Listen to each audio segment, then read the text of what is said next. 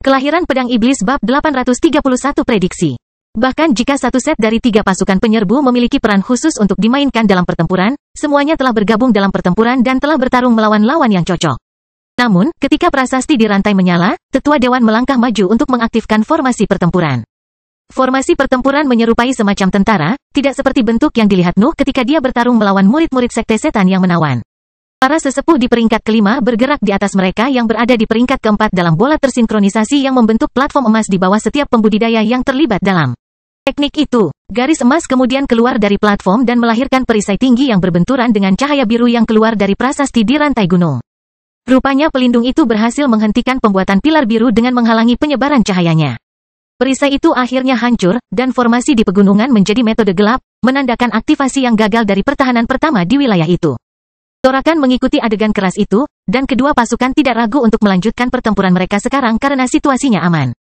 Nuh dan sayap yang tak terhitung memulai siklus serangan mereka dan mengejar lagi, tetapi kultivator dari kerajaan memperhatikan bagaimana lawannya memiliki darah di sudut mulutnya. Nuh telah menggunakan istirahat singkatnya untuk memakan beberapa potong binatang ajaib peringkat 5 untuk mengisi kembali sebagian energi di dalam tubuhnya. Makanan itu tidak banyak membantu karena dia hanya menderita luka ringan sebelumnya. Tetapi setiap keuntungan kecil penting dalam pertarungan antara pembudidaya peringkat 5. Di sisi lain, sayap yang tak terhitung harus menggunakan kesadarannya untuk menghentikan lukanya agar tidak berdarah. Lagi pula, lengan dan kakinya yang hilang tidak menjadi masalah dalam jangka pendek, tetapi mereka dapat mempengaruhi hasil pertarungan karena dia bertujuan untuk melelahkan Noah. Pengejaran dilanjutkan, dan Noah tidak ragu menggunakan seluruh kekuatannya untuk mendorong kecepatan reaksi lawannya hingga batasnya. Dia hanya perlu mengenai titik vital sekali, dan pertempuran akan berakhir. Sayap yang tak terhitung melakukan yang terbaik untuk selalu selangkah lebih maju dari Nuh. Dia bahkan mulai melebih-lebihkan dia hanya untuk bertarung dengan cara yang paling aman. Namun, ada batasan seberapa efektif taktik yang sama, terutama terhadap seseorang yang memiliki teknik pengurangan ilahi. Nuh mulai merasakan konsekuensi menggunakan begitu banyak mantra pada saat yang sama sebelum jeda yang disebabkan oleh tindakan defensif. Dia belum lelah, tetapi pikirannya mulai terasa lamban. Itu hanya konsekuensi alami dari seberapa cepat dia menghabiskan energi mentalnya, tetapi lautan kesadarannya masih baik-baik saja. Itu belum mencapai titik di mana itu mulai mempengaruhi kekuatan pertempurannya. Namun demikian, kelesuan itu membuat Nuh mempertimbangkan kemungkinan bahwa sayap yang tak terhitung bisa menang jika mereka terus bertarung seperti itu. Nuh bermaksud menekannya sampai dia melakukan kesalahan. Lagi pula, itu sudah terjadi 3 kali, dan dia berhasil memanfaatkan peluang itu. Namun, dia terlalu berhati-hati sekarang dan tidak mengungkapkan celah apapun, yang memaksa Nuh dalam pengejaran yang sia-sia. Saat dia melihat serangannya hilang setiap saat, Nuh dengan tenang menerima bahwa lawannya tidak akan melakukan kesalahan lain. Aku mengharapkan tidak kurang dari monster tua, pikir Nuh ketika tekadnya melonjak. Kesadaran itu memaksa Nuh untuk memutuskan di antara 2 pilihan. Yang pertama adalah mundur dan memilih lawan yang tidak begitu siap untuk melawannya. Yang kedua adalah menggunakan lebih banyak energi mental untuk menemukan kekurangan dalam gaya bertarung itu. Tentu saja, Nuh memutuskan untuk mengikuti pendekatan kedua. Mengubah lawan sekarang hanya akan menciptakan lebih banyak masalah karena dia harus meluangkan waktu untuk mempelajari kemampuan mereka. Juga, Nuh ingin menang. Dia tidak bisa menerima bahwa tak terhitung sayap bisa mengalahkannya hanya karena strateginya sulit untuk ditangani. Nuh mengaktifkan teknik pengurangan ilahi saat dia melanjutkan siklus pengejaran dan serangan. Prasasti di dinding bola mentalnya membantunya memilah semua gambar bentrokannya dengan sayap yang tak terhitung. Saat dia terus bertarung, lebih banyak gambar muncul di benaknya dan bergabung dengan tumpukan yang dianalisis dengan bantuan teknik dewa. Noah dengan cepat memastikan bahwa Countless Wings sempurna dalam pelaksanaan strateginya. Ketidaktahuannya tentang apa yang menyangkut kekuatannya yang menyebabkan kesalahan awalnya. Tetapi dia dengan cepat menjadi terbiasa dengan kekuatannya yang sebenarnya dan telah menyesuaikan reaksinya. Tidak peduli seberapa banyak Nuh menganalisis, tidak ada cacat apapun. Namun, itu tidak berarti bahwa tidak ada cara untuk mengalahkannya. Sayap tak terhitung melakukan manuver mengelak setiap kali Nuh menyerangnya dengan wujud keduanya. Arah di mana dia melarikan diri biasa saja, dan dia bahkan berhasil menyembunyikan segala jenis kebiasaan. Namun, dia hanya bisa melarikan diri ke arah yang terbatas, dan Nuh dapat memutuskan mana yang paling mungkin dia pilih dengan jumlah data yang dianalisis dengan teknik pengurangan ilahi.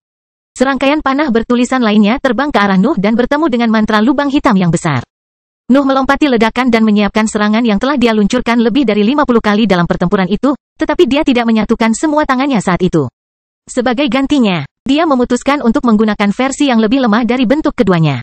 Tapi itu mampu melepaskan 2 tebasan kuat yang diarahkan ke arah di mana sayap tak terhitung kemungkinan besar akan menghindar. Ketika Countless Wings menyadari bahwa Nuh telah mengubah pendekatannya, sudah terlambat baginya untuk melakukan apapun. Sayap yang tak terhitung jumlahnya melihat ruang di sebelah kanannya menghilang ketika salah satu serangan Noah mencapai posisinya.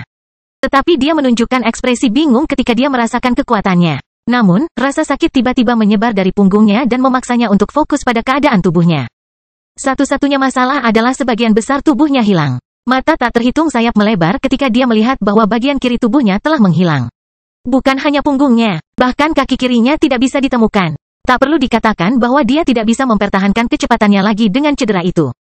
Nuh telah memotongnya menjadi dua, dan dia berhasil tetap sadar hanya karena kepala dan hatinya masih melekat pada reruntuhan tubuh itu. Sayap yang tak terhitung jumlahnya menukik ke tanah pada saat itu. Dia tahu bahwa dia masih bisa mempertahankan hidupnya jika dia berhasil mencapai posisi yang aman. Namun, pedang hitam tiba-tiba muncul di pandangannya, dan dunianya menjadi gelap. Kelahiran Pedang Iblis Bab 832 Metode Pertahanan. Nuh membubarkan bentuk iblis untuk menahan mayat cacat sayap tak terhitung dari lehernya. Tangannya yang bebas kemudian mencari sisa-sisa pinggangnya yang rendah untuk menemukan organ yang bersinar yang memancarkan energi yang sangat besar. Keheningan yang menakutkan menyebar ke seluruh medan perang. Setiap aset sibuk melawan lawan yang cocok, tetapi kematian pembudidaya peringkat 5 tidak luput dari perhatian. Mata para pembudidaya heroik tertuju pada Nuh, yang tidak ragu untuk memakan organ tepat di depan semua orang. Tidak ada gunanya lagi menyembunyikan kebiasaan hibridanya, dan menunggu hanya akan merusak dantian Countless Wings. Nuh merasakan nafas dalam jumlah yang sangat besar memenuhi tubuhnya dan menyatu dengan sel-selnya yang memecahnya hingga menjadi energi utama yang siap untuk memelihara mereka. Luka bakar yang disebabkan oleh gaya bertarungnya yang sembrono mulai sembuh ketika dia menyerap nutrisi itu. Dan rasa laparnya hampir lenyap dalam waktu singkat yang dibutuhkannya untuk menjadikan energi itu miliknya. Bahkan binatang ajaib di tingkat menengah dari peringkat kelima tidak memberikan begitu banyak energi.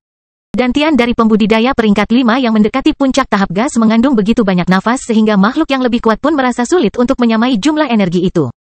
Nuh menjaga kesadarannya pada pertempuran, tetapi dia memejamkan mata untuk menikmati sensasi luar biasa karena rasa laparnya terpenuhi. Juga, ketika nutrisi menjadi bagian dari dirinya, dia mulai merasakan batas tingkat menengah. Butuh waktu lebih dari 40 tahun. Seru Nuh dalam benaknya ketika dia mengerti bahwa terobosan di tingkat atas semakin dekat. Namun, dia tidak bisa tidak merasa sedikit khawatir tentang potensi dampak yang ditimbulkan oleh peningkatan seperti itu pada kondisi mentalnya. Tubuhnya membaik lebih cepat daripada pusat kekuatan lainnya, hampir terlalu cepat. Dia tahu bahwa pertumbuhannya pada akhirnya akan melambat karena kurangnya mangsa yang cocok. Namun, pikirannya masih belum siap untuk menangani kekuatan tingkat atas. Aku masih butuh beberapa tahun, pikir Nuh sambil membuka kembali matanya. Sudah waktunya untuk melanjutkan melahap kehendak binatang ajaib untuk mendorong pikiranku sebanyak yang aku bisa sebelum terobosan. Nuh tidak bisa memikirkan solusi lain saat ini. Dan dia tidak mau memperlambat pertumbuhannya ketika dia bisa berlatih lebih keras. Juga, dia tidak menggunakan kemampuan energi mentalnya sama sekali dalam beberapa tahun terakhir, yang memberi waktu pada dinding lautan kesadarannya untuk mencapai tingkat kekokohan baru. Pikirannya akan baik-baik saja bahkan jika dia menyalahgunakan kemampuan melahap itu untuk sementara waktu. Nuh melepaskan mayat tak terhitung sayap ketika dia selesai menyerap energi primer. Butuh beberapa hari agar semua jaringannya tumbuh sesuai dengan nutrisi yang didapat. Tetap saja, mereka sudah banyak berkembang dalam menit singkat itu. Sekarang mereka bahkan telah melihat bahwa aku dapat membagi serangan terkuatku, pikir Nuh ketika dia mengalihkan perhatiannya ke kerumunan pembudidaya yang memandangnya. Yang benar adalah bahwa versi terpisah dari bentuk kedua dari seni bela dirinya tidak terlalu kuat, tetapi sayap yang tak terhitung telah berfokus untuk menghindari serangannya daripada memblokirnya. Misalnya, versi terpisah itu tidak akan cukup untuk menembus keseluruhan ruang terdistorsi badai damai. Namun, itu sempurna untuk sayap yang tak terhitung, bahkan jika Nuh harus mengambil risiko yang signifikan ketika dia memutuskan untuk melakukan pendekatan itu. Energi mentalnya telah mencapai kondisi kritis. Menggunakan teknik pengurangan ilahi bersama dengan mantranya yang lain telah membebani pikirannya bahkan lebih buruk dari yang diperkirakan Nuh. Pikirannya terasa sangat lamban sekarang. Dia merasa perlu istirahat, tetapi tampaknya musuh-musuhnya tidak mau memberinya waktu untuk pulih. Para pembudidaya kekaisaran menembakkan tatapan penuh kebencian ke arahnya, tetapi lawan mereka dengan cepat memaksa mereka untuk melanjutkan pertempuran mereka. Nuh telah berhasil membunuh aset pertama di peringkat kelima dalam pertarungan. Jadi itu adalah waktu yang tepat untuk memaksa pasukan lainnya terpojok. Gelombang korban mengikuti kematian Countless Wings. Para pembudidaya heroik sudah mulai mati sebelum munculnya cahaya biru. Tetap saja, kekalahan salah satu pemimpin mereka semakin meningkatkan keunggulan jumlah pasukan penyerang. Kultivator peringkat 5 yang lebih lemah dari kekaisaran menemukan diri mereka melawan dua musuh pada level yang sama, yang akhirnya menyebabkan cedera besar. Aset pertahanan di peringkat keempat juga menghadapi masalah yang sama, bahkan jika lebih sulit untuk mengisolasi pembudidaya ketika mereka berada di tengah pasukan. Sementara itu, Nuh menunggu energi mentalnya pulih dan menganalisis medan perang untuk melihat apakah dia dapat membantu dalam beberapa pertempuran tanpa membuang terlalu banyak tenaga. Formasi di rantai gunung menyala lagi pada saat itu, dan serangkaian bayangan muncul dari tanah untuk bergabung dalam keributan. Nuh melihat bayangan datang ke arahnya dan meluncurkan serangkaian peluru hitam yang menyerupai salinan mantra elemen air. Ini lebih rendah dari teknik menyalin, evaluasi Nuh sambil membiarkan pedang iblisnya menangani pecahan yang masuk. Bayangan itu tampaknya memiliki kekuatan seorang kultivator di bagian bawah peringkat kelima, tetapi serangannya sangat lemah sehingga hanya pedang iblis yang bisa menanganinya. Itu adalah metode pertahanan kedua wilayah itu, dan tidak ada cara nyata untuk melawannya, menurut Dewan. Pasukan penyerang hanya bisa bertahan sampai kekaisaran berhenti memberikan energi ke bagian formasi itu. Sesuatu yang mampu membuat salinan buruk dari pembudidaya peringkat 5 akan menghabiskan kredit dalam jumlah yang luar biasa untuk berfungsi, dan bahkan kekaisaran harus berhenti di beberapa titik. Masalah terbesar dengan metode pertahanan itu adalah cukup lemah dan hanya dimaksudkan untuk mendukung pasukan yang sebenarnya di medan perang. Juga, ada batasan berapa banyak kultivator yang bisa disalin, yang ternyata hampir tidak cukup untuk mengimbangi keunggulan numerik para penyerbu. Ini mirip dengan mantra baruku, tapi kurasa mereka tidak memiliki kesadaran, pikir Nuh ketika dia menyaksikan pertempuran antara senjatanya dan bayangan. Mereka bahkan mengulangi serangan yang sama berulang kali. Mereka hanya bisa mengganggu dalam situasi ini. Metode pertahanan seperti itu akan berguna jika kedua pasukan memiliki kekuatan yang sama. Tetapi jumlah penyerbu lebih banyak, dan kekaisaran telah menderita beberapa kerugian kritis. Nuh tetap diam di langit saat pertempuran berlangsung. Dia merasa perlu mempelajari calon lawannya, tetapi dia tidak membatasi analisisnya pada para pembudidaya kekaisaran. Lagi pula, aliansi itu pasti akan berakhir di beberapa titik. Kemudian, tanah berguncang, dan serangkaian lubang muncul di sisi pegunungan. Raungan segera memenuhi medan perang saat serangkaian bibrida yang kuat menampakkan diri. Kelahiran pedang iblis bab 833 kuda. Bibrida keluar dari lubang di sisi pegunungan dekat pertempuran antara pasukan manusia, tetapi raungan mereka memaksa mereka untuk menghentikan permusuhan. Ada lebih dari 60 bibrida di barisan heroik, dengan 7 di antaranya berada di peringkat kelima, dan pembudidaya manusia dari pasukan penyerang menatap mereka dengan ketakutan. Mereka tidak tahu apakah mereka adalah target dari makhluk-makhluk perkasa itu. Namun, bibrida segera melesat ke udara menuju medan perang yang menampilkan para pembudidaya heroik dan mengungkapkan rantai besar yang membuat mereka terhubung ke bagian bawah celah itu. Rantai itu adalah barang-barang yang dibuat mirip dengan yang digunakan untuk menahan para budak. Tampaknya kehancuran telah berhasil meningkatkan kehancuran berukir ikoniknya sehingga mereka dapat bekerja bahkan pada makhluk-makhluk itu. Juga, sebagian besar bibrida itu bukanlah makhluk yang sempurna tetapi adalah binatang elit yang telah mengembangkan kesadaran lautan selama transformasi. Nuh menemukan fakta bahwa rantai itu mampu mengendalikan mereka dengan sangat luar biasa. Aku bisa bergabung dengan yang ini, pikir Nuh ketika dia memilih pedang iblis dan menukik ke arah salah satu bibrida yang masuk di peringkat kelima. Karena pengetahuannya yang luas di lapangan, Nuh dapat memilih makhluk yang membutuhkan energi mental paling sedikit untuk dikalahkan. Targetnya akhirnya menjadi kuda bertanduk di tingkat menengah dari peringkat kelima. Kuda itu tingginya 6 meter dan memiliki 2 pasang tanduk yang keluar dari dahinya dan mengarah ke depan. Itu adalah binatang ajaib dari elemen bumi yang bisa mengendalikan tanah untuk berlari ke arah lawannya, tapi kemampuan bawaannya jauh lebih lemah di udara. Juga, spesimen yang dipilih Nuh sebagai targetnya adalah bibrida sempurna, yang berarti ia memiliki akses ke versi Bread yang lebih rendah. Tepat ketika Nuh berpikir bahwa kekaisaran menyia-nyiakan kekuatan makhluk itu, sang kuda menciptakan serangkaian platform di bawah kukunya untuk berlari ke arahnya. Nuh menemukan tanduk kuda mengancam akan menusuk dadanya dalam waktu kurang dari sekejap, tetapi dia telah bereaksi tepat waktu dan menebas dengan pedang iblis untuk menghindari serangan mendadak itu. Dia merasa terkejut, tampaknya rantai bertuliskan itu memaksa bibrida untuk mengendalikan instingnya dan menggunakan semua kemampuan yang dimilikinya. Kewarasan dengan imbalan perbudakan, Nuh menyeringai ketika dia memikirkan itu. Ini tidak bisa menjadi solusi untuk masalah ini. Dia tahu efek dari rantai tertulis kekaisaran. Mereka bahkan mampu menekan esensi makhluk hidup, yang mengubahnya menjadi tidak lebih dari boneka. Solusinya untuk ketidakstabilan mental bibrida juga merupakan bentuk penindasan, tapi itu bukanlah sesuatu yang menyeluruh bahkan keinginannya pun terpengaruh. Dia hanya menggunakan pikiran superiornya untuk mengendalikan instingnya dan memiliki kemungkinan untuk memutuskan untuk membiarkan mereka mengambil kendali. Kuda bertanduk menemukan dirinya tinggi di langit ketika berhasil menghentikan serangannya. Namun, Nuh sudah berada di belakangnya, siap menebas dengan pedang iblisnya yang terbagi. Kelemahan dari spesies itu adalah perlu berlari untuk melakukan akselerasi mendadak itu, yang berarti Nuh hanya perlu terus menekannya untuk memblokir serangannya yang paling kuat. Kuda itu mengendalikan nafas di sekitarnya sekali lagi ketika menyadari bahwa Nuh sudah menyerang, dan lapisan batu tampak membentuk baju besi pelindung. Juga, kuda itu bahkan menggunakan Bread di dalam dantiannya untuk menambahkan lebih banyak lapisan perlindungan pada mantra pertahanannya. Senjata Nuh menabrak baju zirahnya dan menggali luka yang dalam di dalamnya. Asap hitam juga menyebar dari pedang iblis, dan lapisan bebatuan mulai runtuh. Niat bertarung Nuh meningkat ketika dia melihat bahwa kuda itu dapat menahan kekuatan fisiknya. Sebagian besar lawannya hanya akan meledak jika dia mendaratkan serangan yang begitu kuat langsung ke tubuh mereka. Kuda itu meringkik ketika aura Nuh melonjak, dan Nuh menjawab dengan raungan yang menyebarkan api putih ke seluruh tubuhnya. Bibrida itu tidak ragu-ragu untuk mengubah baju zirahnya menjadi serangkaian paku yang ditembakkan ke segala arah dan melemparkan Nuh ke belakang saat dia bertahan melawan mereka. Kuda itu akhirnya memiliki ruang pada saat itu dan mundur hanya untuk melakukan sprint ikonik dari spesies itu dengan bantuan platform yang terbuat dari bret dari elemen bumi. Nuh baru saja selesai bertahan melawan paku ketika 4 tanduk muncul di depannya sekali lagi dan mengancam akan menusuknya dari sisi ke sisi. Namun, dia dengan cepat melepaskan pedang iblis untuk meraih tanduk itu dan membiarkan mereka mendorongnya ke belakang. Nuh dan kuda bertanduk terbang sejauh 1 kilometer, membagi medan perang menjadi 2 sisi dan menabrak banyak pembudidaya, bibrida, dan bayangan di jalan mereka. Kuda itu akhirnya mengerti bahwa membanting Nuh pada makhluk hidup lain tidak akan cukup untuk membuatnya mendarat di tanduknya, jadi dia mengubah arah dan mulai berlari ke bawah. Menusuknya ke tanah tampaknya jauh lebih layak daripada terus berlari sampai kekuatan fisiknya menyerah pada bentrokan yang tak terhitung jumlahnya.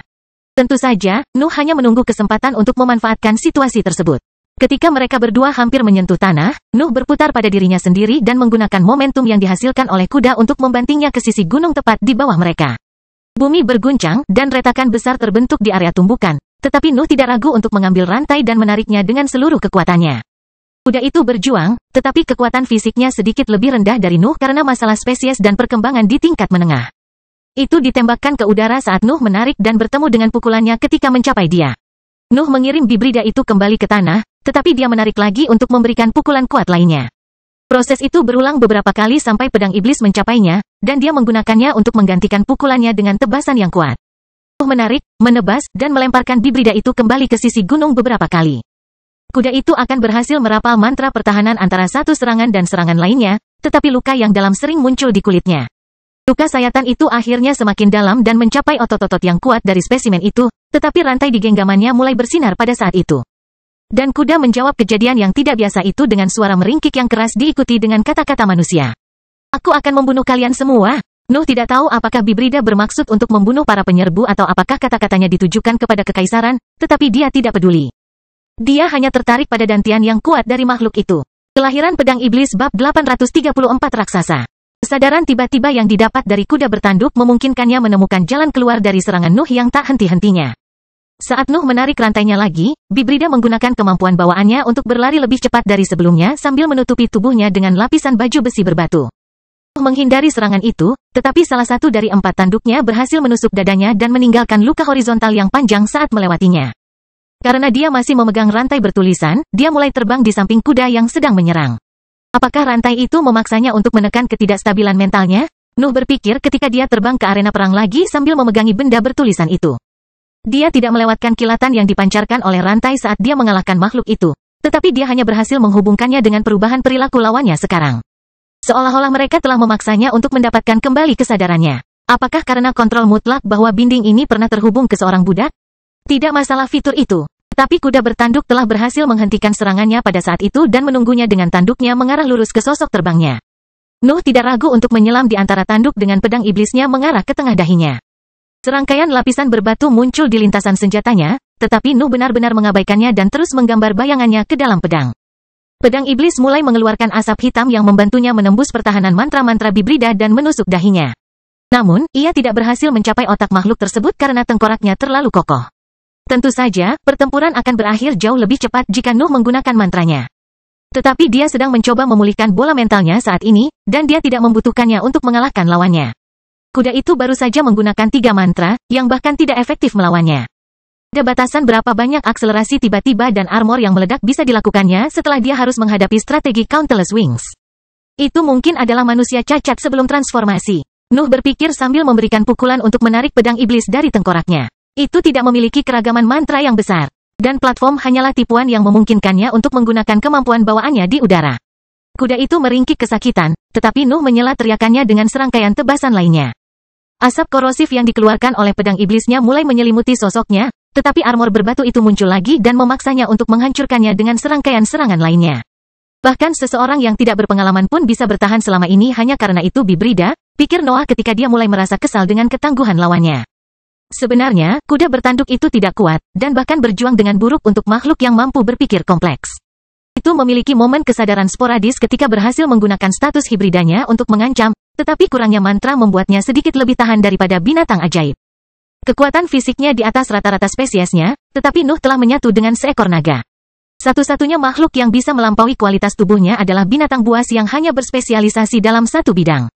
Pada akhirnya, itu sama seperti di dunia lain.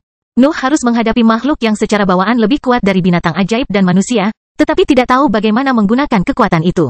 Kami siap, teriakan nyaring terdengar dari tanah pada saat itu, dan perhatian Nuh pergi ke sana hanya untuk melihat serangkaian tetua dewan mengotak-atik rantai bertulisan. Ada anggota keluarga Elbas di sana juga, dan mereka memegang semacam pedang bertulisan aneh yang mereka arahkan ke mata rantai yang terhubung dengan bagian bawah retakan. Setiap pembudidaya yang bertarung dengan Bibrida mundur beberapa langkah setelah peringatan itu dan Nuh tidak terkecuali. Kemudian, Royals menebaskan senjata mereka ke sambungan, yang putus dan hancur berantakan. Rantai bertuliskan itu mulai berkedip-kedip dan mengirimkan gelombang rasa sakit ke makhluk yang terhubung dengannya. Kerah di sekitar Bibrida juga mulai bersinar, yang semakin memperburuk rasa sakit yang mereka rasakan. Bibrida mulai meronta-ronta di sekitar tubuh mereka saat mereka mencoba menekan sensasi intens itu, tetapi itu tidak banyak berpengaruh. Mereka terus menderita sampai lautan kesadaran mereka akhirnya pecah dan mengumumkan kematian para budak itu. Nuh meraih mayat kuda bertanduk ketika mulai jatuh tak bernyawa ke tanah dan membuka tubuh bagian bawahnya untuk mengambil organ bersinar yang sudah mulai menyebarkan energinya. Dia kemudian memakan dantian Bibrida di tempat terbuka lagi dan menyimpan sisa mayatnya. Itu masih makhluk di peringkat kelima. Nuh tidak akan membuang apapun. Gelombang energi kuat lainnya memenuhi tubuhnya dan mendorong levelnya lebih jauh menuju puncak tingkat menengah. Bahkan jika kuda awalnya adalah manusia cacat, ia masih memiliki dantian dengan kekuatan di dekat bagian bawah tahap gas dari peringkat kelima. Pertempuran dilanjutkan dengan lebih semangat pada saat itu. Pasukan penyerang tidak segera mendapatkan kembali keunggulannya. Bayangan telah menghilang, tetapi mereka telah menderita kerugian yang wajar karena dua metode pertahanan berturut-turut. Kultivator peringkat 5 dari 3 kekuatan tampaknya tidak kecewa dengan hasil itu. Bahkan jika beberapa dari aset kuat mereka telah mati, mereka tidak harus menghadapi Bibrida lagi di pertempuran berikutnya. Lagi pula, mustahil bagi kekaisaran untuk mengisi kembali simpanan budaknya, dengan 3 organisasi yang tidak mau berdagang dengannya. Melanjutkan penantiannya untuk memulihkan energi mentalnya dan mulai memberi makan pedang iblis untuk memberinya makanan yang memang layak. Setelah kemenangannya melawan Countless Wings, para pembudidaya kekaisaran lainnya telah memahami bahwa dia adalah variabel berbahaya dalam perang itu, dan tidak ada dari mereka yang ingin meninggalkan pertempuran mereka untuk melawannya. Bahkan mereka yang menang melawan pasukan penyerang lebih suka membantu beberapa rekan mereka daripada menantangnya dalam pertarungan 1 lawan 1. Masalah sebenarnya adalah bahwa Nuh tampaknya selalu melampaui harapan mereka, yang membuat tingkat kehebatan pertempurannya menjadi tidak jelas.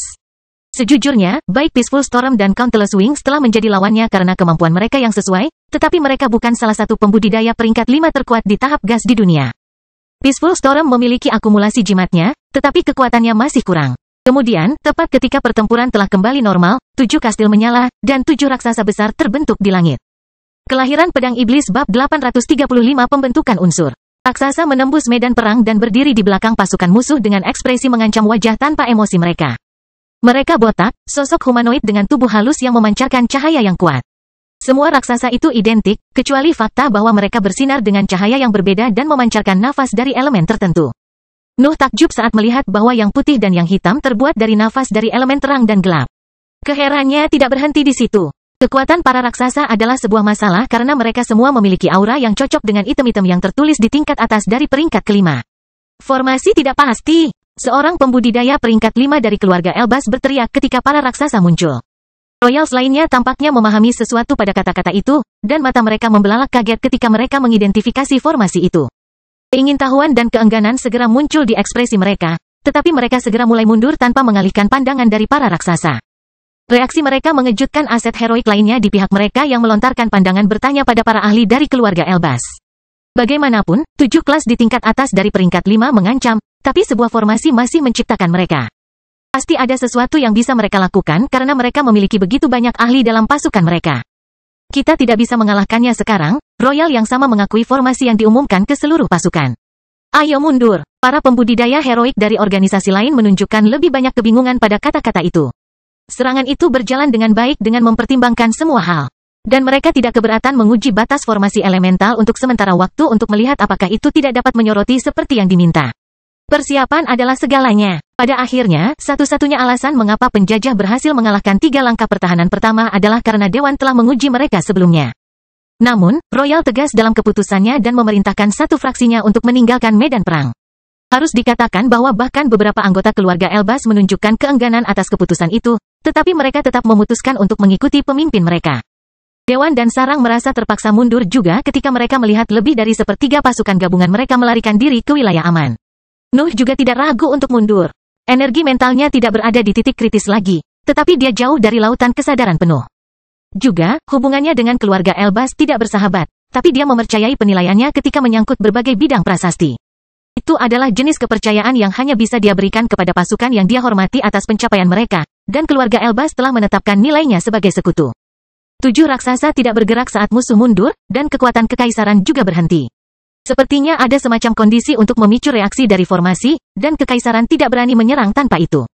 Penggarap peringkat 5 dari 3 pasukan penyerang berkumpul kembali di salah satu wilayah tengah yang telah mereka taklukkan selama perang dan mulai membahas peristiwa baru-baru ini. Tak perlu dikatakan bahwa percakapan mereka tidak damai. Mengapa kamu tiba-tiba memerintahkan mundur, Andrew? Seorang penatua dari Dewan bertanya kepada kerajaan yang memerintahkan retret. Kami memiliki keuntungan, dan kami bisa menguji hal-hal terkutuk itu terlebih dahulu. Itu akan menjadi pembantaian, Regina, jawab Andrew Elbaz. Saya biasanya setuju dengan Anda, tetapi kami tahu apa yang dilakukan formasi itu dalam kasus ini, dan saya memberitahu Anda bahwa ada kondisi yang tepat untuk dipenuhi untuk memecahkannya. Regina dan Andrew Elbaz adalah pembudidaya peringkat 5 di tahap solid Dewan dan Royals dan juga pemimpin pasukan masing-masing. Penatua Julia adalah pemimpin pasukan HIV, tetapi dia baru saja mencapai tahap yang solid dan tidak setingkat dengan 2 lainnya. Dan apa sebenarnya syarat itu? Bagaimana kamu tahu bahwa kita tidak bisa bertemu mereka selama pertempuran? Regina melanjutkan pertanyaannya. Tetapi Andrew tetap tenang dan mulai menjelaskan secara spesifik formasi elemental kepada para kultivator heroik yang berkumpul di sana. Ternyata formasi elemental adalah prasasti kuno yang menggunakan 7 jenis nafas untuk mewujudkan bentuk murni pada energi dalam bentuk raksasa humanoid. Garisnya cukup rumit, dan mereka membutuhkan 7 inti di mana para pembudidaya telah mengumpulkan nafas dalam jumlah besar. Aspek yang paling aneh dari inti tersebut adalah bahwa hanya pembudidaya dengan bakat khusus yang dapat mengisinya. Yang berarti bahwa kekaisaran telah menggunakan pembudidaya elemen terang dan gelap untuk menyelesaikan formasi. Sepotong informasi itu mengejutkan sebagian besar ahli di tempat kejadian. Lagi pula, pembudidaya dengan bakat itu sangat langka, dan hanya 2 dari mereka yang muncul dalam lebih dari 1 abad. Namun, kekaisaran telah bertahan selama ribuan tahun, dan sistem politiknya menyediakan sumber daya budidaya untuk semua warganya. Itu berbeda dari kekuatan lain di mana calon pembudidaya dengan bakat langka bisa tetap menjadi orang biasa sepanjang hidup mereka. Metode itu hanya memberi kekaisaran lebih banyak kesempatan untuk menemukan pembawa bakat langka itu. Tentu saja, sangat mungkin kekaisaran telah menyiapkan inti berabad-abad yang lalu dan baru menggunakannya sekarang karena harus melindungi jejak yang ditinggalkan oleh makhluk ilahi. Bahkan ada kemungkinan bahwa itu telah menempatkan mereka di benua lama di masa lalu hanya untuk memindahkan mereka ke benua baru setelah wilayah yang lebih berharga muncul. Tapi ada kelemahan fatal dalam formasi, Andrew Elbaz meninggikan suaranya ketika penjelasannya mencapai topik penting itu.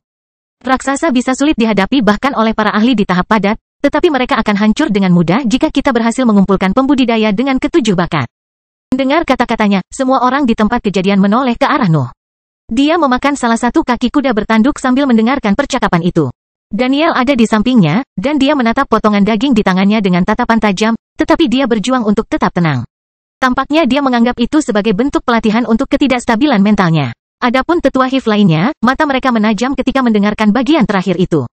Bukan rahasia lagi bahwa Sarang memiliki seorang kultivator dengan bakat ringan di barisan mereka. Lagi pula, Amos Udier berada tepat di belakang para sesepuh. Namun, rencana itu tampaknya membutuhkan kedua pembudidaya langka mereka, yang menimbulkan kecurigaan dan keraguan. Namun, Nuh memotong pertukaran tatapan saat dia menelan daging di mulutnya dan berbicara kepada Andrew. Menjelaskan, kelahiran pedang iblis bab 836 Daniel. Strategi untuk menonaktifkan 7 raksasa tidak terlalu sulit untuk dilakukan dan tidak memiliki persyaratan yang ketat, kecuali untuk kebutuhan pembudidaya dengan 7 bakat berbeda. Untuk menonaktifkan formasi elemental, 7 pembudidaya harus menyerang sumber raksasa pada saat yang sama melalui item tertentu yang akan mengacaukan bentuk mereka.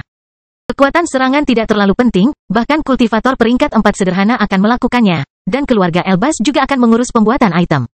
Satu-satunya masalah adalah membuat serangan itu mendarat di kastil sementara pasukan kekaisaran mempertahankannya.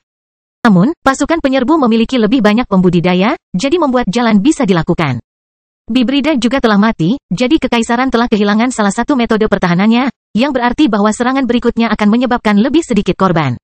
Nuh bertanya-tanya bagaimana metode prasasti dengan kelemahan yang begitu nyata bisa bertahan hingga era saat ini setelah mendengar penjelasannya. Namun, sebenarnya formasi elemental sudah ketinggalan zaman, setidaknya menurut standar keluarga Eblas.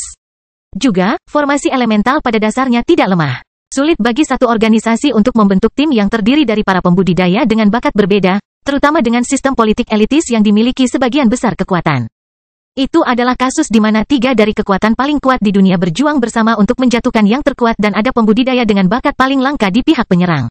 Tanpa itu, para penyerang harus menghadapi dan mengalahkan para raksasa itu dengan aset heroik mereka, yang berarti menggunakan 7 pembudidaya peringkat 5 di panggung yang solid. Bagaimana itu? Penatua Julia bertanya kepada Nuh ketika penjelasannya berakhir. Apakah menurutmu dia siap untuk tugas itu? Nuh tidak menjawab. Dia tahu apa yang ingin diketahui Penatua, tetapi dia tidak dalam posisi untuk mengkonfirmasi keraguannya. Hanya Daniel yang bisa menjawab pertanyaan itu.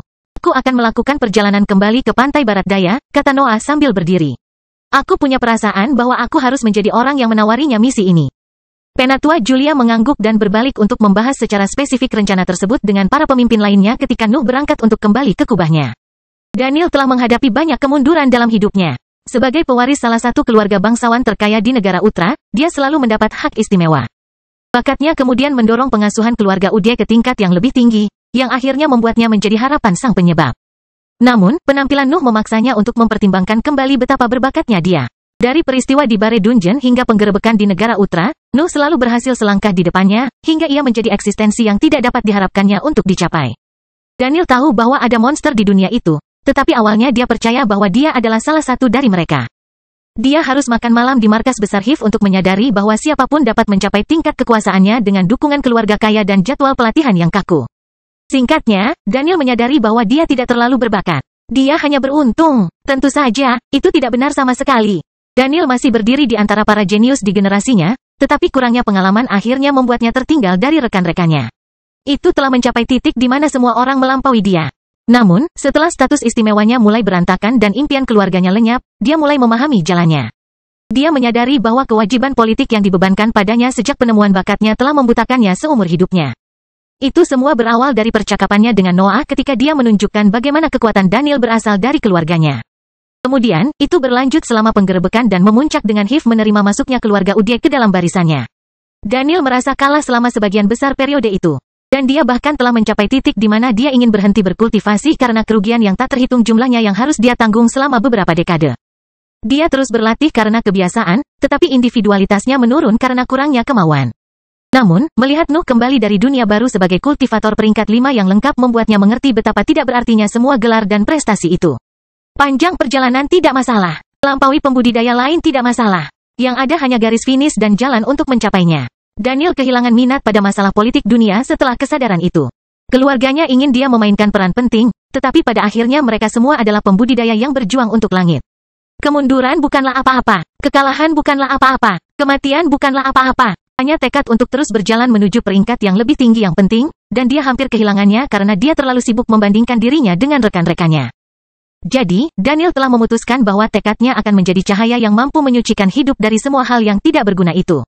Para pembudidaya lain dapat memilih untuk mengikuti teladannya atau tetap terjerat dalam perjuangan politik yang berantakan dari berbagai kekuatan. Noah kembali ke kubahnya setelah perjalanan jauh dan tidak ragu untuk menyelami mansion keluarga Ude. Lagi pula, wilayah itu berada di bawah kendalinya, jadi setiap bangunan di dalamnya secara teknis adalah miliknya. Serangkaian pelayan dan pembudidaya membungkuk ketika mereka melihatnya berjalan melalui koridor mansion menuju area pelatihan yang ditempatkan di bawah tanah. Nuh mencapai kamar yang diperkuat dan menunggu di depan salah satu dari mereka untuk pembudidaya di dalamnya untuk membukanya. Kesadarannya merembes melalui dinding dan prasasti di atasnya dan mempelajari bau aura yang memenuhi bagian dalamnya. Ia tidak bisa mengerti banyak karena formasi di sekitar ruangan yang diperkuat sulit untuk ditembus, tetapi keluarga Ude tidak perlu memperbaruinya. Hanya Amos yang mampu mencapai peringkat kelima, dan dia sudah memiliki area latihan yang sesuai. Jadi, Nuh bisa merasakan ada kultivator peringkat 5 di dalam ruangan. Pintu area pelatihan terbuka, dan Nuh melihat seorang kultivator dengan rambut putih panjang melemparkan serangkaian bahan ke dalam kuali besar yang bergetar karena zat yang diseduh di dalamnya. Cahaya putih bersinar di bawah kuali, yang memanaskannya dan memaksa zat di dalamnya melepaskan kotorannya dalam bentuk asap abu-abu. Daniel Ude siap melayani Anda, Pangeran Iblis, kata Daniel tanpa mengalihkan perhatiannya dari kuali. Nuh tidak mempermasalahkan perilakunya dan memberikan penjelasan singkat, diikuti dengan perintah. The Hive membutuhkan elemenmu untuk menonaktifkan formasi. Ikuti aku ke tentara. Kamu akan bergabung dalam perang. Sempurna, kata Daniel, saya perlu mengekspresikan individualitas saya. Kelahiran Pedang Iblis bab 837 Air yang Marah. Daniel mengikuti Nuh ketika mereka terbang kembali ke wilayah tengah di mana tentara untuk sewaktu-waktu memutuskan untuk mengadakan pemberontakan. Selama perjalanan, Daniel tidak pernah berhenti memanaskan kuali dengan cahaya putihnya, yang terus mengeluarkan asap penuh kotoran. Dia sering menuangkan nafas di tahap padat dari peringkat keempat di dalamnya dan menambahkan bahan lain sampai bau kecil dari nafas peringkat 5 keluar dan memasuki tubuh. Daniel telah menjadi kultivator peringkat 5 yang lengkap pada tahun-tahun itu, dan dia telah mengembangkan teknik kultivasi yang aneh, bahkan jika itu hanya merupakan peningkatan dari teknik lama. Proses pemurnian mengekspresikan individualitasnya dan memanfaatkan keahliannya di bidang alkimia, yang membuatnya sangat cocok untuknya. Namun, dia baru saja mengalami perubahan. Level mental bolanya hampir tidak memenuhi standar peringkat kelima dan menempatkannya di bawah level itu. Namun, meski dengan semua kemunduran dan levelnya yang buruk, Daniel ada di sana, di dunia di mana hanya elit yang bisa bertahan. Saya tidak pernah mengira bahwa kehilangan segalanya bisa membawa kejelasan seperti itu, kata Daniel saat mereka terbang. Tapi aku tidak bisa sepertimu. Aku tidak akan menyerah pada kemanusiaanku hanya untuk mengejar kekuasaan. Siapa yang memutuskan apa itu manusia? Tanya Nuh. Moralitas yang tetap tidak ada, sama seperti tidak ada jalan yang tetap. Kita hanya meningkatkan diri kita sendiri saat kita menjalani perjalanan kultivasi, dan dunia tidak peduli apakah kita monster atau pahlawan. Juga, Anda tidak kehilangan apapun. Sekarang Anda memiliki lebih banyak dari yang pernah Anda lakukan di masa lalu.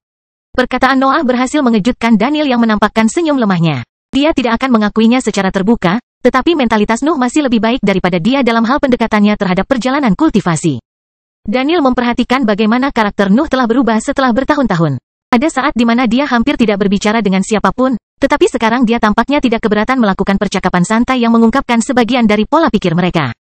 Itu bukan perubahan radikal. Aura keras dan tajam yang biasanya mengelilingi Noah masih ada, tapi ada juga semacam ketenangan yang menyelimutinya. Itu adalah perasaan yang disebabkan oleh kemantapan individualitasnya dan keyakinannya bahwa dia berada di jalan yang benar. Dia tampak kepada Daniel seolah-olah tidak ada yang bisa menggoyahkannya dari jalan yang telah dia pilih. Aku tahu bahwa Hiv membutuhkan binatang ajaib di peringkat kelima dalam periode ini, kata Daniel ketika dia mengganti topik, tapi aku seharusnya bisa membuat versi pil yang lebih baik sekarang. Ketertarikan Nuh meningkat pada kata-katanya. Pil binatang ajaib cukup berguna dalam situasi yang mengerikan ketika dia tidak punya waktu untuk mengisi kembali nutrisi di dalam tubuhnya dengan cepat. Itu bukan barang penyelamat nyawa, tapi bisa membantu meningkatkan staminanya yang sudah tinggi dan menstabilkan luka kritis tertentu jika diperlukan. Nuh berpikir sejenak sebelum memutuskan solusi yang akan menguntungkan dia dan Hiv. Kamu bisa pergi ke dunia baru setelah perang usai. Tim berburu akan membutuhkan seorang alkemis, tapi kamu perlu membawa beberapa murid juga. Hiv membutuhkan lebih banyak ahli. Daniel mengangguk, dan percakapan mereka berakhir.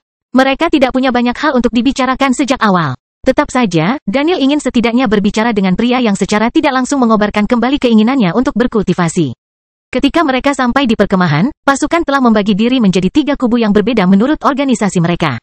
Nuh mengantarkan Daniel ke Penatua Julia, yang memberitahu mereka tentang kemajuan dalam minggu-minggu terakhir itu.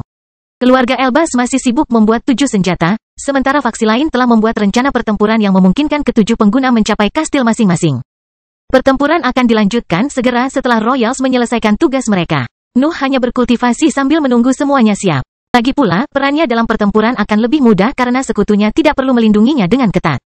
Dia hanya bisa mengandalkan status hibridnya untuk melewati penyumbatan apapun dan membiarkan aset heroik lainnya menangani apapun yang tidak bisa dia kalahkan sendiri. Dia mulai meluangkan waktu untuk memvisualisasikan proyeknya dan bagaimana dia bermaksud membuatnya karena dia memiliki waktu luang di antara setiap sesi kultivasi. Ketika dia memilih Daniel dari pantai barat daya, dia telah meminta 37 untuk meninjau mantra prasasti tubuh lebih jauh untuk menemukan alasan mengapa hal itu berbenturan dengan kegelapannya. Dia masih menunggu jawabannya, jadi meditasinya terfokus pada proyek lain. Penciptaan energinya yang lebih tinggi memiliki prioritas dalam pikirannya. Itu akan menempatkannya pada level yang berbeda dibandingkan dengan rekan-rekannya, dan dia tahu bahwa dia akan mencapai semacam kesempurnaan begitu dia mendapatkannya. Itu bukan hanya masalah kekuatan pertempuran. Bahkan individualitasnya akan mendapat manfaat darinya karena dia akan memiliki 3 jenis energi berbeda yang dapat dia gunakan. Penghancuran dan ciptaannya akan mencapai level baru pada saat itu, memungkinkan dia untuk memiliki keuntungan nyata atas monster lama.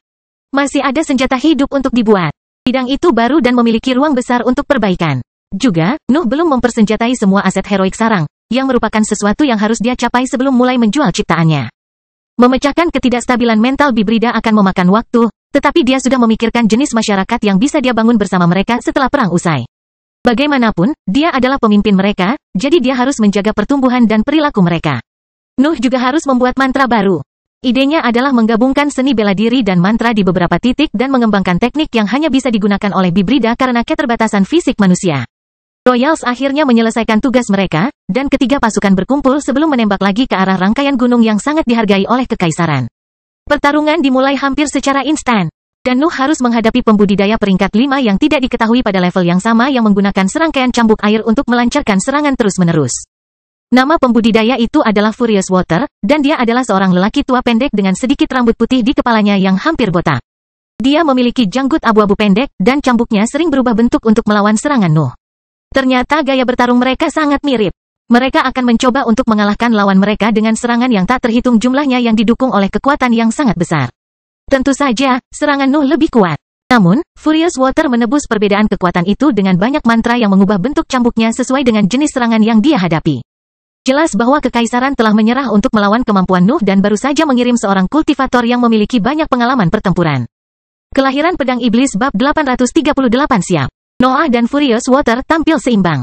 Serangan mereka terus bentrok tanpa mengungkapkan siapa yang lebih unggul dalam mata pelajaran tanpa henti itu. Nuh dalam bentuk iblisnya yang lengkap, mengisi area yang luas di sekitarnya dengan asap korosif dan meluncurkan tebasan yang tak terhitung jumlahnya. Mantra lubang hitam ada di atasnya, menyerap serangan musuh dan meningkatkan kekuatannya saat pertempuran terus berlangsung. Furious Water menangani rentetan pukulan biru yang berubah bentuk di udara saat mereka meraih Noah. Sebagian besar dari mereka berbenturan dengan garis hitam yang datang ke arahnya, dan mereka yang berhasil melewati garis serangan pertama akhirnya terserap oleh tarikan gravitasi bola hitam. Keduanya tampaknya menemui jalan buntu, tetapi Furious Water mulai merasakan tekanan dari pertempuran panjang melawan Nuh. Tidak ada teknik konvensional yang dapat memblokir bentuk kedua dari seni bela diri Nuh. Hanya item tertulis atau mantra pertahanan yang dipicu oleh Brett yang lebih kuat yang dapat diharapkan untuk menghentikan kekuatan luar biasa yang dibawa oleh serangannya yang paling kuat. Furious Water memecahkan masalah itu dengan menekan Nuh sedemikian rupa sehingga dia tidak punya waktu untuk melawan pedang iblisnya, tetapi pertempuran itu perlahan-lahan lepas dari kendalinya. Asap korosif memenuhi lingkungan, dan itu telah mencapai titik di mana pukulan Furious Water bahkan tidak bisa berbenturan dengan garis hitam sejak mantra bentuk iblis menanganinya terlebih dahulu. Nuh mendapatkan tempat, dan melarikan diri hanya akan menciptakan celah baginya. Pilar biru mulai terbentuk, tetapi Nuh tidak menghentikan serangannya karena pasukan Dewan melangkah maju untuk membuat perisai emas. Beberapa sinar biru mendarat di Nuh, tetapi dia didorong mundur hanya sewaktu-waktu, dan Furious Water tidak punya cukup waktu untuk mundur. Sisa medan perang berada dalam situasi yang sama. Pasukan Kekaisaran didorong mundur kemana-mana, dan mereka hanya bisa menunggu aktivasi tindakan pertahanan berikutnya untuk mendapatkan beberapa tempat. Ketegangan memutuskan untuk memanggil bayang-bayang lebih cepat karena kekhawatiran tren saat ini akan menyebabkan hilangnya wilayah sebelum mereka punya waktu untuk mengungkapkan semua pertahanan. Namun, ada lebih sedikit bayangan dibandingkan sebelumnya karena formasi tidak berhasil menyalin terlalu banyak dengan pemberitahuan sesingkat itu. Nuh bahkan tidak peduli ada bayangan yang bergabung dalam pertempurannya dan mencoba membantu Furious Water. Ada awan besar yang terbuat dari asap korosif di sekelilingnya dan sebuah bola besar yang menerapkan tarikan gravitasi yang kuat di atasnya. Serangan lawannya bahkan tidak bisa diharapkan untuk mencapainya dalam situasi itu. Secara umum, cara terbaik untuk menghindari efek merepotkan dari bentuk iblis adalah dengan sering berpindah lokasi. Namun, Nuh tetap menahan Furious Water dengan serangannya yang tak henti-hentinya. Begitu lawannya berbalik untuk melarikan diri, dia akan meluncurkan bentuk kedua dari seni bela dirinya dan membunuhnya di tempat. Monster terkutuk! Furious Water berteriak saat luka muncul di telapak tangannya, dan darah mengalir di cambuk yang dia pegang, menodainya dengan warna merah tua. Kekuatan serangan Furious Water tiba-tiba meningkat, dan Nuh melihat cabang muncul di berbagai cambuk yang mulai mendorong kembali awan hitam. Jumlah serangan berlipat ganda juga, yang memberi ruang bernapas bagi kultivator Kekaisaran. Noah awalnya terkejut dengan kekuatan di balik mantra lawannya, tetapi dia segera mengerti mengapa dia tidak mengaktifkan teknik itu lebih awal. Tubuh Furious Water mulai layu saat darahnya mengalir di cambuk, dan tangannya tidak lebih dari tulang dalam detik-detik singkat itu. Layu tidak berhenti, itu mulai menyebar di lengan bawah Furious Water juga sebagai kelemahan dari peningkatan kekuatan itu. Itu adalah seni rahasia, Nuh menyimpulkan dalam benaknya ketika dia menganalisis teknik tersebut dan mengungkapkan seringai melalui bentuk iblis pada realisasi itu. Furious Water melihat mulut helm drakonik terbuka membentuk senyum jahat yang menunjukkan serangkaian gigi gas. Pada adegan itu, dia merasa seolah-olah dia benar-benar bertarung dengan monster. Nuh merasa terdesak, tetapi dia tidak berhenti menyerang. Jika lawannya harus menggunakan seni rahasia untuk melawannya, maka dia akan memberinya pertarungan yang layak. Raungan beberapa bibrida menyebar di medan perang, tetapi Nuh mengabaikannya setelah memahami level mereka. Makhluk-makhluk itu hanyalah beberapa cadangan yang telah diputuskan oleh Kekaisaran untuk tidak dikerahkan dalam pertempuran sebelumnya.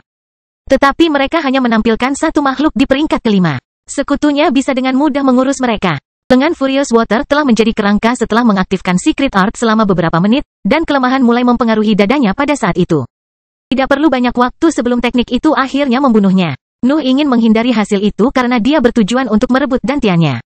Jadi, dia terus menyerang dan menunggu sampai kelemahannya menunjukkan kesalahan fatal pada gaya bertarung lawannya. Namun, instingnya tiba-tiba merasakan kehadiran berbahaya datang dengan kecepatan tinggi dari bawahnya.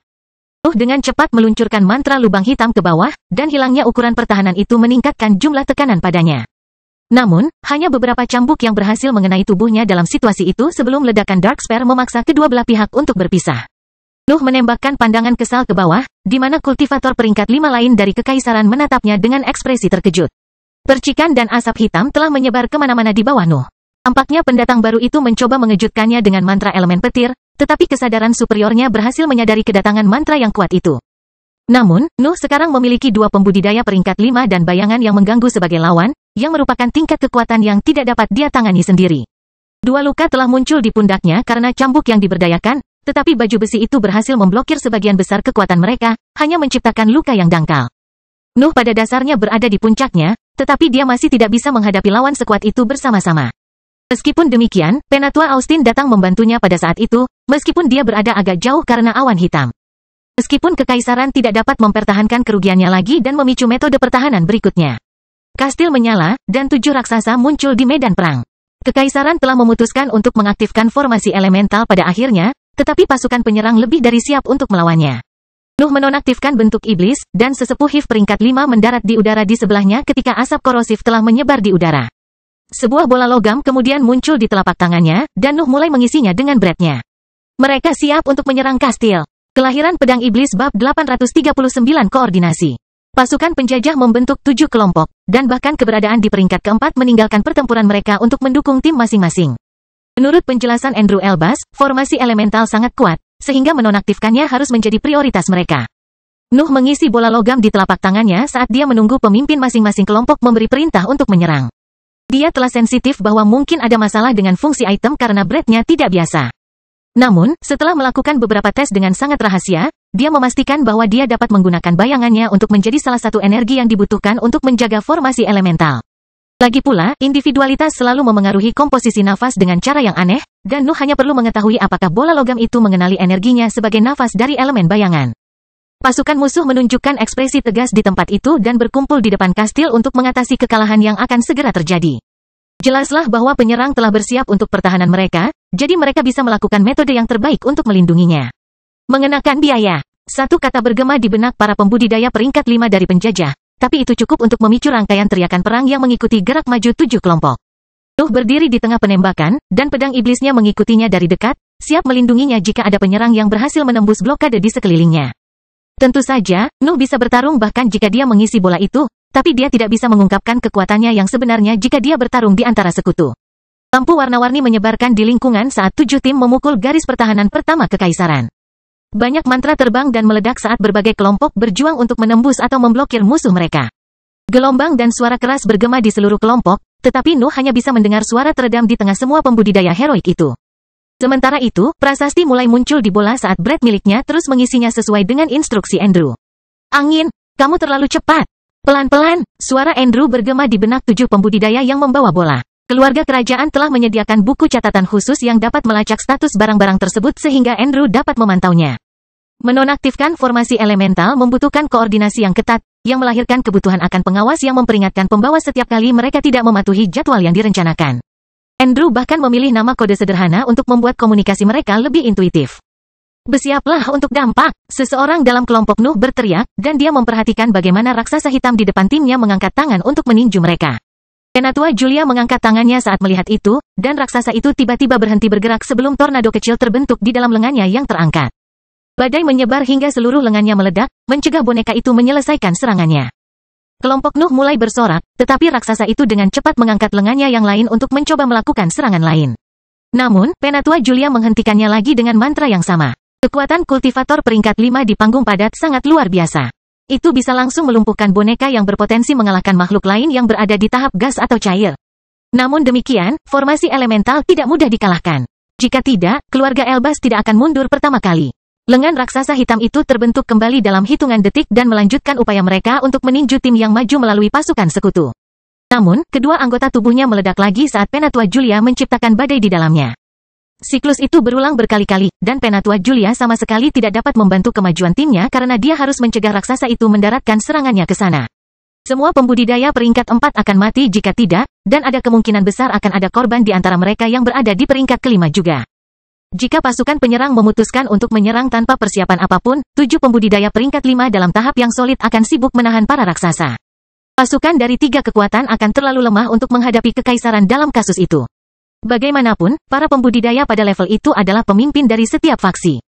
Selain itu, raksasa itu tidak tampak melemah karena kerusakan yang dideritanya dan hanya beregenerasi dalam hitungan detik, siap untuk menyerang lagi. Pertarungan di sekitar Nuh berlanjut, dan Penatua Julia terus melawan formasi elemental saat tim maju. Andrew Elbas akan meneriakkan perintah melalui buku catatan khusus setiap kali salah satu dari 7 operator tidak mematuhi jadwal yang ditetapkan sebelumnya. Kekaisaran melakukan yang terbaik untuk menghentikan penjajah. Ia bahkan menggunakan taktik dasar seperti membiarkan beberapa kastil tidak terlindungi, dan memfokuskan semua pasukannya pada sumber tertentu. Namun, penjajah juga telah bersiap untuk kemungkinan itu dan hanya memperkuat tim yang harus menghadapi lebih banyak pasukan. Pada akhirnya, keuntungan numerik dan kerugian yang ditimbulkan selama tahun perang itu menang melawan pertahanan yang ditetapkan dalam dekade terakhir oleh kekuatan paling kuat di tanah fana itu. Ketujuh tim mencapai kastil dan membuka jalan bagi para pembawa sambil melindungi mereka dari pasukan musuh yang dengan gila-gilaan mencoba menerobos penyumbatan. Nuh terbang dengan kecepatan tinggi menuju sasarannya yang diselimuti cahaya hitam raksasa kegelapan. Dia tidak bisa mengerti apa-apa tentang formasi semacam itu, tapi jumlah bread dari elemen kegelapan yang terkandung di dalam boneka itu benar-benar gila. Itu membuatnya bertanya-tanya apakah kekaisaran telah menyembunyikan para ahli dengan bakat kegelapan selama ribuan tahun. Apakah semua orang dalam posisi? Andrew bertanya ketika timnya mencapai kastil mereka dan meneriakkan perintah ketika semua operator memberikan jawaban tegas. Melemparkan. Nuh melemparkan bola logam di genggamannya ke kastil, dan prasasti pada bentuknya yang bersinar mulai berkedip saat mendekati tubuh raksasa hitam itu. Sebuah jalan terbuka di tubuh halus boneka itu, dan bola itu meluncur melewatinya sebelum mulai tidak stabil. Ledakan bergema saat 7 bola meledak pada saat yang sama dan menyebarkan garis bersinar di permukaannya di kastil. Raksasa itu tiba-tiba berhenti bergerak saat itu terjadi, dan formasi di sisi pegunungan mulai mengeluarkan percikan api. Tampaknya garis-garis itu, ditambah dengan bread dari masing-masing elemen, telah menciptakan arus pendek di bagian formasi yang berisi formasi elemental. Bentuk-bentuk raksasa itu akhirnya menghilang saat efeknya menyebar, dan pasukan penyerang dapat fokus sekali lagi pada pasukan kekaisaran pada saat itu. Adapun Nuh, dia mencari pembudidaya petir tertentu yang mencoba mengejutkannya. Kelahiran Pedang Iblis bab 840 Hun. Nuh tidak dapat memiliki laporan yang tepat tentang kemampuan pembudidayaan peringkat 5 kekaisaran karena sudah lama tidak ada perang besar. Lagi pula, tidak ada yang berani menyerang kekaisaran selama berabad-abad. Pertempuran satu-satunya terjadi di tepi wilayah pengaruh 3 negara besar, tetapi mereka menampilkan peringkat kultivator 4 terbaik. Kedatangan benua baru telah mengungkap beberapa asetnya. Tetap saja, sebagian besar dari mereka tetap tersembunyi, seperti yang telah mereka lakukan selama berabad-abad. Selain itu, Nuh seringkali tidak dapat memutuskan siapa lawannya, jadi dia tidak memerlukan informasi yang ketinggalan zaman. Daftar kemampuan sebagian besar aset heroik pasti akan muncul setelah perang itu, tetapi masih terlalu dini untuk membuat daftar yang tepat setelah hanya 1 tahun. Namun, pembudidaya petir itu telah naik ke arahnya ketika dia akan mengalahkan Furious Water. Nuh seolah-olah seseorang telah membuatnya kehilangan mangsa yang sempurna, yang bukanlah sesuatu yang dianggap enteng oleh instingnya. Fakta bahwa pembudidaya hampir berhasil mengejutkannya adalah masalah lain yang menyusahkan.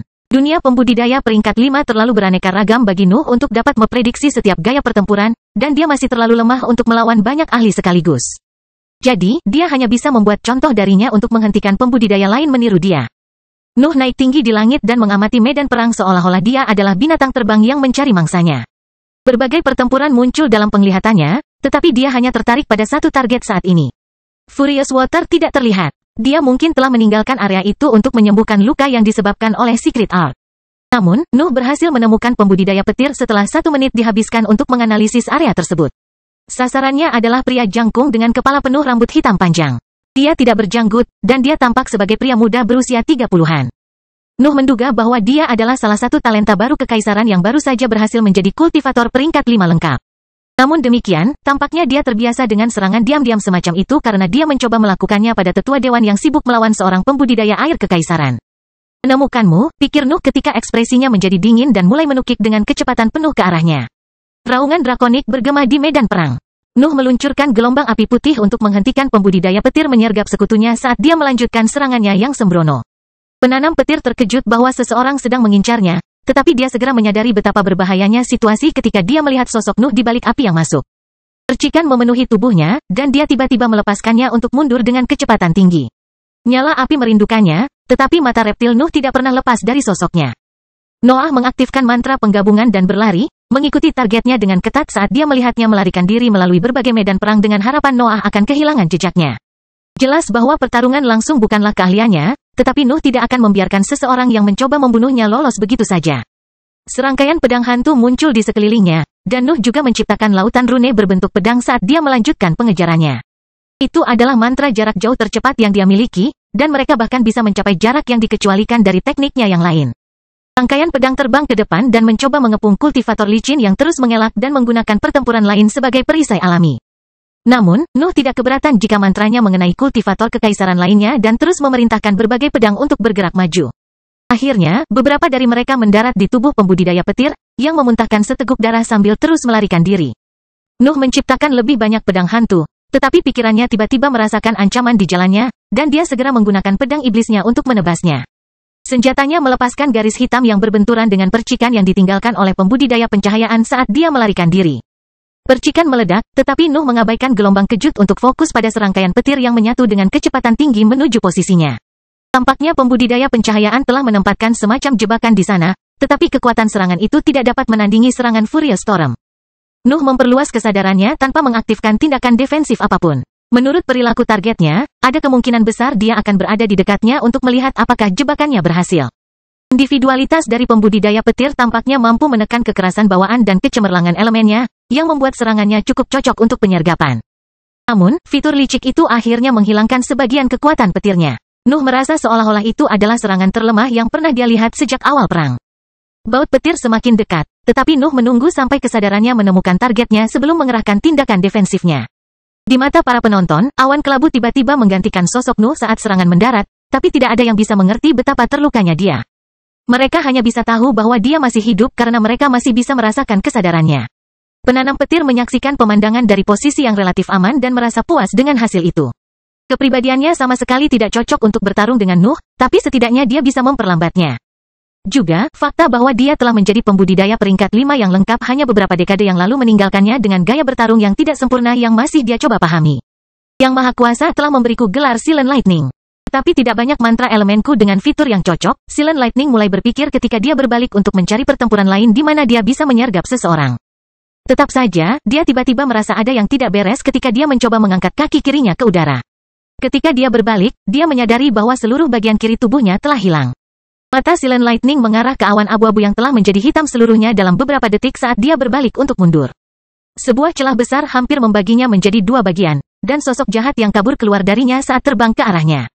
Membubarkan bentuk iblis ketika dia mencapai Silent Lightning, yang terlalu terpana oleh luka fatalnya untuk bereaksi.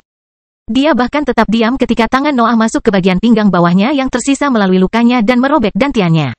Yang Maha Kuasa akan kembali, dan malapetaka petir senyap mencoba menyuarakan ancaman saat lawannya memakan dantiannya dalam satu gigitan, tetapi Nuh hanya melambaikan tangannya dan mereduksi sisa tubuhnya menjadi bubur. Yang kalah tidak punya hak untuk berbicara.